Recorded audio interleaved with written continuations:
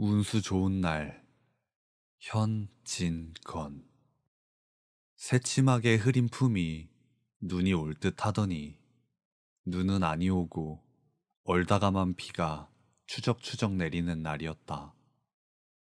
이날이야말로 동소문 안에서 인력 거꾼 노릇을 하는 김첨지에게는 오래간만에 도닥친 운수 좋은 날이었다. 문 안에 들어간답시는 앞집 마마님을 전찻길까지 모셔다 드린 것을 비롯으로 행여나 손님이 있을까 하고 정류장에서 어정어정하며 내리는 사람 하나하나에게 거의 비는 듯한 눈결을 보내고 있다가 마침내 교원인 듯한 양복쟁이를 동광학교까지 태워다 주기로 되었다. 첫 번에 30전, 둘째 번에 50전. 아침 대바람에 그리 흉치 않은 일이었다. 그야말로 재수가 옴붙어서 근 열흘 동안 돈 구경도 못한 김첨지는 10전짜리 백동화 서푼 또는 5푼이 찰깍하고 손바닥에 떨어질 때 거의 눈물을 흘릴 만큼 기뻤었다. 더구나 이날 이때에 이 80전이라는 돈이 그에게 얼마나 유용한지 몰랐다. 컬컬한 목에 모주 한 잔도 적실 수 있거니와 그보다도 앓는 아내에게 설렁탕 한 그릇도 사다 줄 수 있습니다.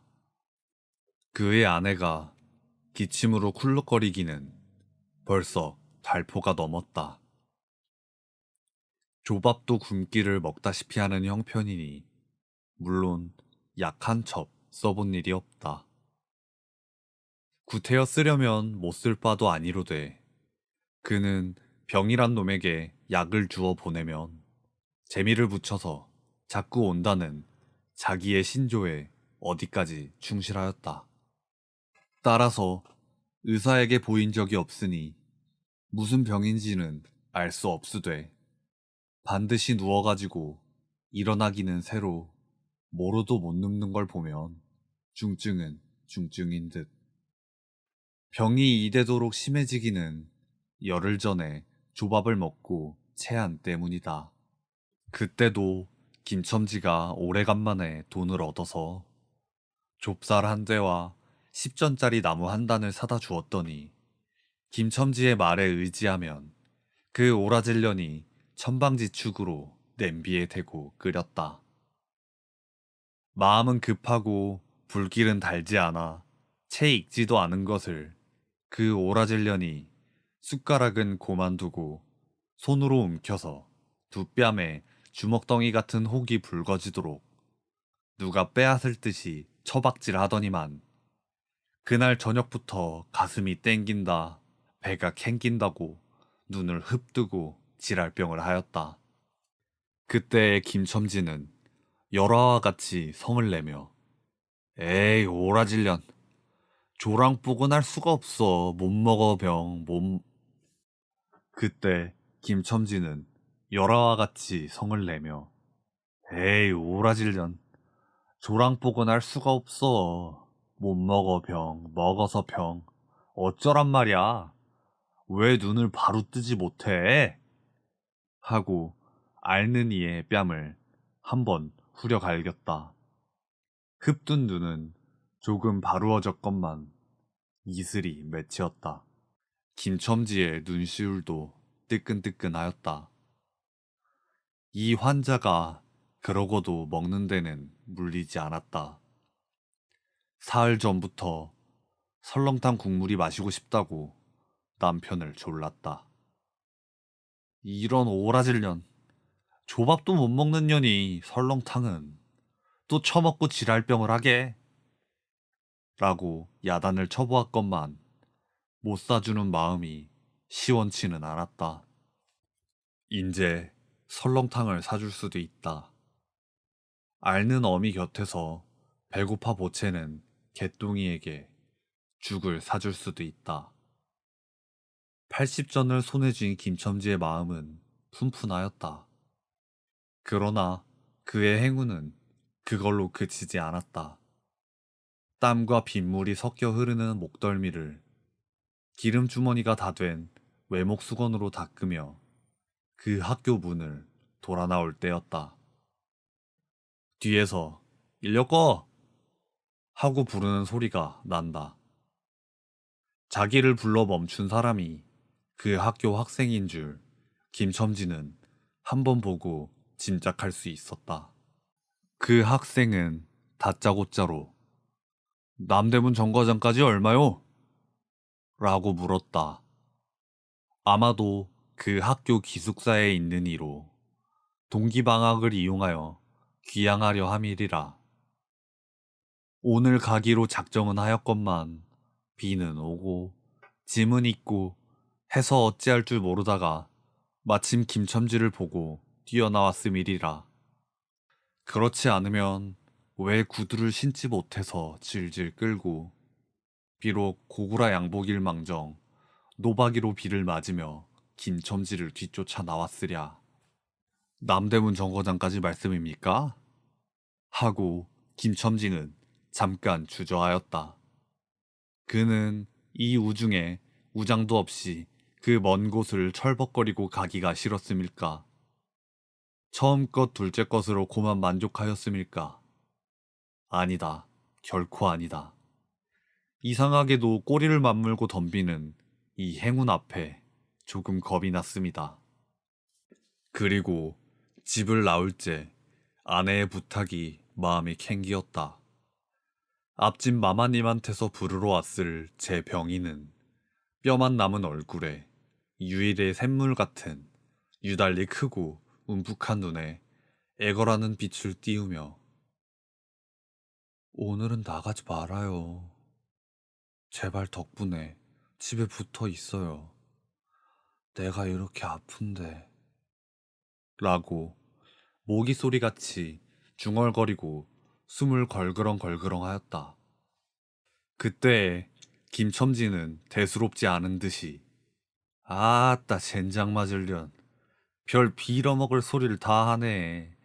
맞붙들고 앉았으면 누가 먹여 살릴 줄 알아.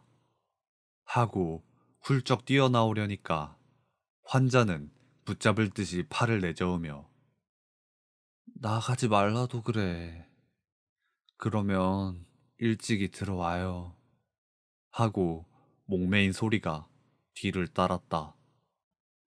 정거장까지 가잔 말을 들은 순간에 경련적으로 떠는 손, 유달리 큼직한 눈, 울듯한 아내의 얼굴이 김첨지의 눈앞에 어른어른하였다.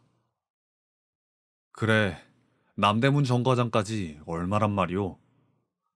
하고 학생은 초조한 듯이 인력거꾼의 얼굴을 바라보며 혼잣말같이 인천차가 11점에 있고 그 다음에는 새로 2점이든가 라고 중얼거린다.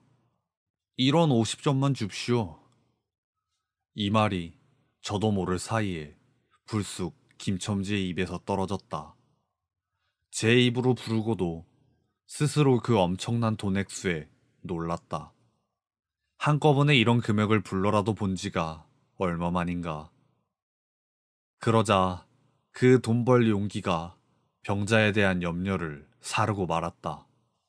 설마 오늘 내로 어떠랴 싶었다.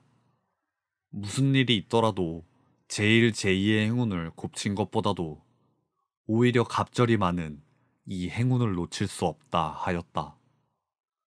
이런 50전은 너무 과한데. 이런 말을 하며 학생은 고개를 기웃하였다. 아니올시다. 이수로 치면 여기서 거기가 시오리가 넘는답니다. 또 이런 날은 좀 더 주셔야지요. 하고 빙글빙글 웃는 차부의 얼굴에는 숨길 수 없는 기쁨이 넘쳐 흘렀다. 그러면 달라는 대로 줄 터이니 빨리 가요. 관대한 어린 손님은 이런 말을 남기고 총총히 옷도 입고 짐도 챙기러 갈 대로 갔다. 그 학생을 태우고 나선 김첨지의 다리는 이상하게 거뿐하였다. 다름질을 한다느니보다 거의 나는 듯 하였다. 바퀴도 어떻게 속히 도는지 구른다느니보다 마치 얼음을 지쳐나가는 스케이트 모양으로 미끄러져 가는 듯 하였다. 언 땅에 비가 내려 미끄럽기도 하였지만 이윽고 끄는 이의 다리는 무거워졌다. 자기 집 가까이 다다른 까닭이다. 새삼스러운 염려가 그의 가슴을 눌렀다. 오늘은 나가지 말아요. 내가 이렇게 아픈데. 이런 말이 잉잉 그의 귀에 울렸다. 그리고 병자의 움쑥 들어간 눈이 원망하는 듯이 자기를 노리는 듯 하였다. 그러자 엉엉 하고 우는 개똥이의 곡성을 들은 듯 싶다. 딸꾹딸꾹 하고 숨 모으는 소리도 나는 듯 싶다. 왜 이리우? 기차 놓치겠구먼. 하고 탄니의 초조한 부르짖음이 간신히 그의 귀에 들어왔다. 언뜻 깨달으니 김첨지는 인력거를 쥔 채 길 한복판에 엉거주춤 멈춰있지 않은가. 예. 하고 김첨지는 또다시 다름질하였다. 집이 차차 멀어갈수록 김첨지의 걸음에는 다시금 신이 나기 시작하였다. 다리를 제게 놀려야만 쉴 새 없이 자기의 머리에 떠오르는 모든 근심과 걱정을 잊을 듯이 정거장까지 끌어다주고 그 깜짝 놀란 1원 50전을 정말 제 손에 쥐매 제 말 맞다나 10리나 되는 길을 비를 맞아가며 질퍽거리고 온 생각은 아니하고 거저나 얻은 듯이 고마웠다. 졸부나 된 듯이 기뻤다. 제 자식뻘밖에 안 되는 어린 손님에게 몇 번 허리를 굽히며 안녕히 다녀오십시오 라고 깍듯이 재우쳤다. 그러나 빈 인력거를 털털거리며 이 우중에 돌아갈 일이 꿈 밖이었다. 노동으로 하여 흐른 땀이 식어지자 굶주린 창자에서 물 흐르는 옷에서 어슬어슬 한기가 솟아나기 비롯하며 1원 50전이란 돈이 얼마나 괜찮고 괴로운 것인 줄 절절히 느끼었다. 정거장을 떠나는 그의 발길은 힘 하나 없었다. 온몸이 옹송그려지며 당장 그 자리에 엎어져 못 일어날 것 같았다. 젠장 맞을 것. 이 비를 맞으며 빈 인력거를 털털거리고 돌아를 간담. 이런 빌어먹을 제 할미를 붙을 비가 왜 남의 상판을 딱딱 때려? 그는 몹시 화증을 내며 누구에게 반항이나 하는 듯이 개걸거렸다. 그럴 즈음에 그의 머리엔 또 새로운 광명이 비쳤나니 그것은 이러고 갈 게 아니라 이 근처를 빙빙 돌며 차 오기를 기다리면 또 손님을 태우게 되는지도 몰라 란 생각이었다. 오늘 운수가 괴상하게도 좋으니까 그런 요행이 또 한 번 없으리라고 누가 보증하랴. 꼬리를 굴리는 행운이 꼭 자기를 기다리고 있다고 내기를 해도 좋을 만한 믿음을 얻게 되었다. 그렇다고 정거장 인력거꾼의 등살이 무서우니 정거장 앞에 섰을 수는 없었다. 그래, 그는 이전에도 여러 번 해본 일이라 바로 정거장 앞 전차 정류장에서 조금 떨어지게 사람 다니는 길과 전찻길 틈에 인력거를 세워놓고 자기는 그 근처를 빙빙 돌며 형세를 관망하기로 하였다. 얼마 만에 기차는 왔고 수십 명이나 되는 손이 정류장으로 쏟아져 나왔다. 그 중에서 손님을 물색하는 김첨지의 눈엔 양머리에 뒤축 높은 구두를 신고 망토까지 두른 기생 퇴물인 듯 남봉 여학생인 듯한 여팬네의 모양이 띄었다. 그는 슬근슬근 그 여자의 곁으로 다가들었다. 아씨, 인력거 아니 탓이랍시오. 그 여학생인지 만지가 한참은 매우 때깔을 빼며 입술을 꼭 다문 채 김첨지를 거들떠보지도 않았다. 김첨지는 구걸하는 거지나 무엇같이 연애 연방 그의 기색을 살피며 아씨, 정거장 애들보다 아주 싸게 모셔다 드리겠습니다. 댁이 어디신가요? 하고 추근추근하게도 그 여자의 들고 있는 일본식 버들고리짝에 제 손을 대었다. 왜 이래, 남 귀찮게. 소리를 벽력같이 지르고는 돌아선다. 김첨질은 어랍시오 하고 물러섰다. 전차는 왔다. 김첨지는 원망스럽게 전차 타는 일을 노리고 있었다. 그러나 그의 예감은 틀리지 않았다. 전차가 빡빡하게 사람을 싣고 움직이기 시작하였을 때 타고 남은 손 하나가 있었다. 굉장하게 큰 가방을 들고 있는 걸 보면 아마 붐비는 차 안에 짐이 크다 하여 차장에게 밀려 내려온 눈치였다. 김첨지는 대어섰다. 인력 거를 타시렵시오. 한동안 값으로 승강이를 하다가 60전에 인사동까지 태워다 주기로 하였다. 인력거가 무거워짐에 그의 몸은 이상하게도 가벼워졌고, 그리고 또 인력거가 가벼워지니 몸은 다시 무거워졌건만 이번에는 마음조차 초조해 온다. 집의 광경이 자꾸 눈앞에 어른거려 인제 여행을 바랄 여유도 없었다. 나무 등걸이나 무엇 같고 제 것 같지도 않은 다리를 연해 꾸짖으며 질팡갈팡 뛰는 수밖에 없었다. 저놈의 인력 거꾼이 저렇게 술에 취해가지고 이 진 땅에 어찌 가노? 라고 길 가는 사람이 걱정을 하리만큼 그의 걸음은 황급하였다. 흐리고 비오는 하늘은 어둠침침하게 벌써 황혼에 가까운 듯하다. 창경원 앞까지 다다라서야 그는 턱에 닿은 숨을 돌리고 걸음도 늦추 잡았다. 한 걸음 두 걸음 집이 가까워질수록 그의 마음조차 괴상하게 누그러웠다. 그런데 이 누그러움은 안심에서 오는 게 아니오. 자기를 덮친 무서운 불행을 빈틈없이 알게 될 때가 박도한 것을 두리는 마음에서 오는 것이다. 그는 불행에 다닥치기 전 시간을 얼마쯤이라도 느리려고 버르적거렸다. 기적에 가까운 벌이를 하였다는 기쁨을 할 수 있으면 오래 지니고 싶었다.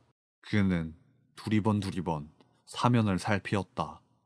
그 모양은 마치 자기 집, 곧 불행을 향하고 달아가는 제 다리를 제 힘으로는 도저히 어찌할 수 없으니 누구든지 나를 좀 잡아다고 구해다고 하는 듯 하였다. 그럴 즈음에 마침 길가 선술집에서 그의 친구 치삼이가 나온다.